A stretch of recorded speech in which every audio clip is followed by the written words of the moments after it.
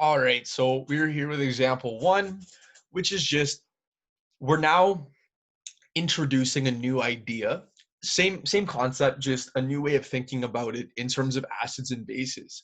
Grade 11, Chem 20, we learned about modified Arrhenius theory. We did the lab saying that acids ionize to produce hydronium and bases will dissociate to produce hydroxide, or they'll ionize to produce hydroxide.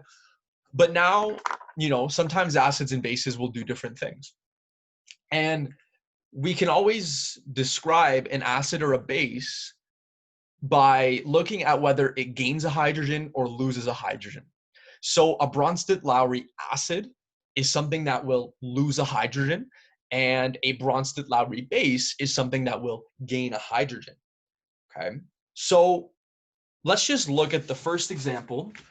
Okay, we've got NH3 plus H2O gives us ammonium and hydroxide. So if I look at NH3, see that, can't really see that marker, my apologies.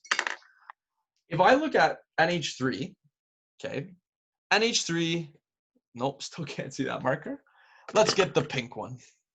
All right, NH3 becomes NH4 plus. How did it do that? Well, it gained a hydrogen.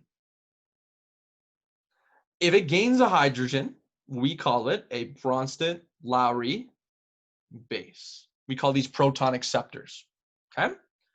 Well, if this is a Bronsted-Lowry base, let's look at what happens to water. Water becomes OH minus.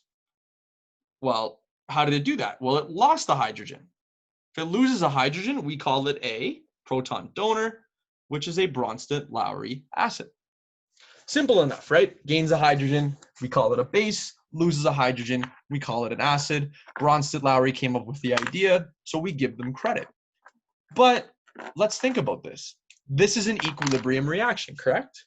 So we've looked at it going from left to right, but what happens when it goes right to left? Okay, well, hydroxide becomes water. How did it do that? It gains a hydrogen. If it gains a hydrogen, ladies and gentlemen, it is a Bronsted-Lowry base. Okay. Well, what happens to ammonium then?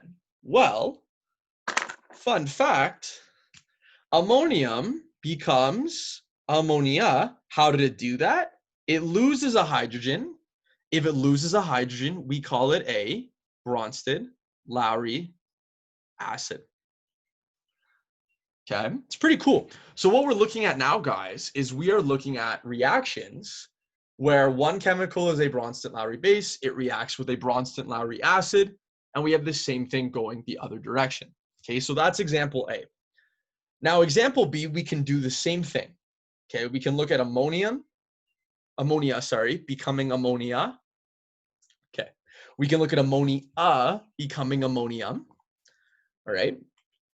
And we can also look at the reverse, okay? Ammonium becoming ammonia. So we can look at both directions. If I look at the forward direction, left to right, it gains a hydrogen, which means this is a Bronsted-Lowry base, gains a hydrogen. What happens in the reverse reaction? It loses a hydrogen, so therefore it is ammonium is a Bronsted-Lowry acid.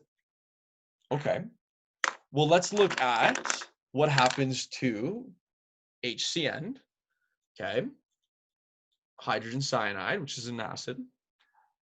Okay, if I look at what happens, going from left to right, it loses a hydrogen, which makes it a Bronsted-Lowry acid because it gives away a proton donor. And if I look at the reverse reaction, it gains a hydrogen, which we call a Bronsted-Lowry base. So base plus acid, acid plus base. That's just how we can determine.